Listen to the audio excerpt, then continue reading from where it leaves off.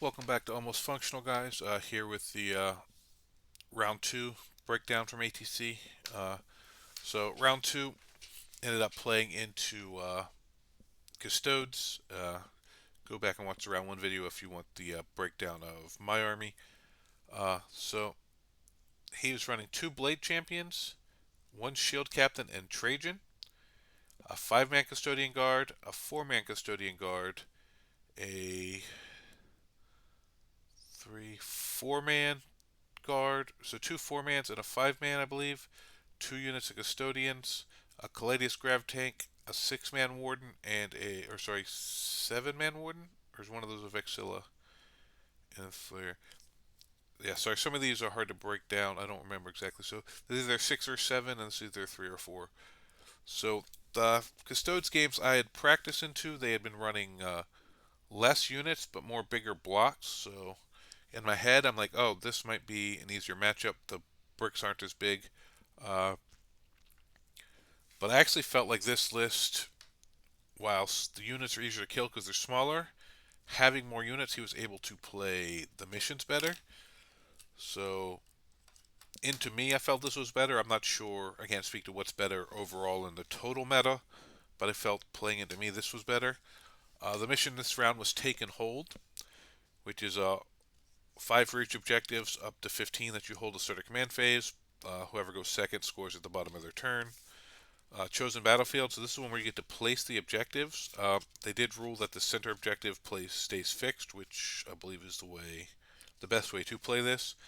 And then we had sweeping engagement, which is let's see if you can see this deployment, the angled Dawn of War deployment. Uh, so actually, I chose this matchup because no one else wanted to fight it, and I thought I should do well into Custodes.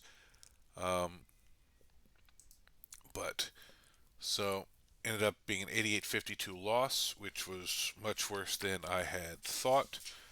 So we both did tactical. I got first turn. I get a tempting target and deploy teleport homers. So I pushed two units out to do that. Fine. Way it should be. He got engaged and cleanse. He only got three. All right, so I'm up 5 points. Then, but the downside. So here's what happened. This was one of the first. There's a couple weird swings in this game. So turn one, for my turn one, I Thunderfire Cannon one of his units, the one that's closest to my stuff, the one I have to push out to get my tempting target. It's just to make him slow. So he moves up and hits an 11-inch charge into my scouts on his turn one. He needed a 9. He rolled an 11 with the -2. So I think a 10 might have made it. It might have been fully actually need 11. I can't remember, but it was definitely more than 9. So I'm like, all right, he probably doesn't hit that. I have to sacrifice this squad to get these points. That's fine. Uh, so he hits that. Most of the time, that's not going to happen, but it is something that can happen. So I don't act like it's like, wow, that's never happened in the history of the world. But playing odds, I'm like, all right, this probably won't happen. So what ended up happening, I ended up getting a 5 when I would have got a 10. And then they were on that objective, so he ended up getting a 15 instead of a 5. So that was a 10-point swing right there, which also put him closer to me, which had negative effects later in the game, giving him that extra 9 inches of movement. But anyway, so I get 5 going into my turn 2. I get 3 for cleanse, 2 for no prisoners. I managed to kill a unit. Then he gets the 15 because he's there. He gets 5 for no prisoners because he kills the little scout squad, so kills 3 little units. So at this point, I'm up on secondaries, but I'm down on primary because of that swing when it probably should have been tied. So then I managed to get 10 again. I got 5 for secure no man's land. I didn't do any investigate signals, just I wasn't in a good spot to do it. And then I held him to a 5, which was decent. Then he got capture any outpost and assassinate. He ended up this squad that made this charge to get him this here was able to move up and charge into my back line because he had got so far on his charge. Uh, this was only like a 7 or 8 inch charge, so it wasn't like a crazy charge. So nothing like crazy lucky happened here. But if he hadn't hit this first one, he wouldn't have been in position for that. So he wouldn't have been able to get this 8, and he wouldn't have been able to get that 5 for picking up my character in my back line. Um, so all that is just stacking off of this one. You could say his lucky roll, or me, maybe I shouldn't have just given up those 5 tempting target points and just stayed back. In which case I would have still got a 5, but he would have got a 10, and then he wouldn't have got this. Uh, I still think I make that play because statistically, I'd say 80% of the time he doesn't make that charge, and sometimes you just have to play the odds.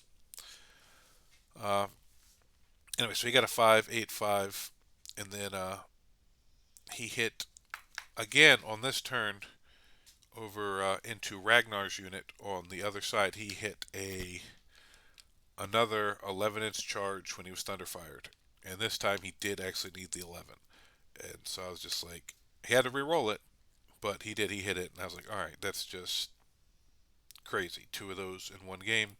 So really, the Thunderfire, which is supposed to make the Custodes matchup playable by buying me that extra turn, just didn't do that this turn just because of dice. So he ended up getting another 15, and then 5, 3, and then he had 2 units just in my lines, and just that was pretty much it at that point. So I got 0 here. I managed to get a 3 for engage on all fronts, and then he got a 15, 5, 4. So, and there was another time, another spot where the Vindicator had lived with a couple wounds. He shot the Ballistus and killed it. It exploded, did the last couple wounds to the Vindicator. That was big because that Vindicator would have helped clear some of his stuff. So if he doesn't hit this first charge, I probably can win this game like 11-9, because that's a 10, 18,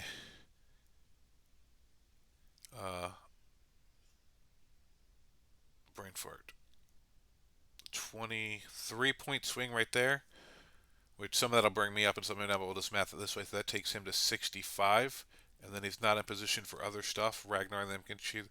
So that just that not happening is 65, and that helps me with other stuff. So that was big. And then if the Vindicator doesn't blow up or he doesn't hit the second 11-inch charge into Ragnar's squad, I probably keep this to like an 11-9 or 12-8 loss, maybe 13-7 at worst, just because I'm able to kill more of his stuff. If both of them don't happen, it's probably definitely more like an 11-9. So this is a matchup I can probably keep close to a slight win, slight loss most of the time, playing the odds. It's not a list where I can't play the odds because I need to get those points because it is an uphill matchup. So I have to play those odds and hope they come in my favor most of the time. But he hit both those 11-inch charges and got the lucky blow up on the Vindicator from the Ballistus.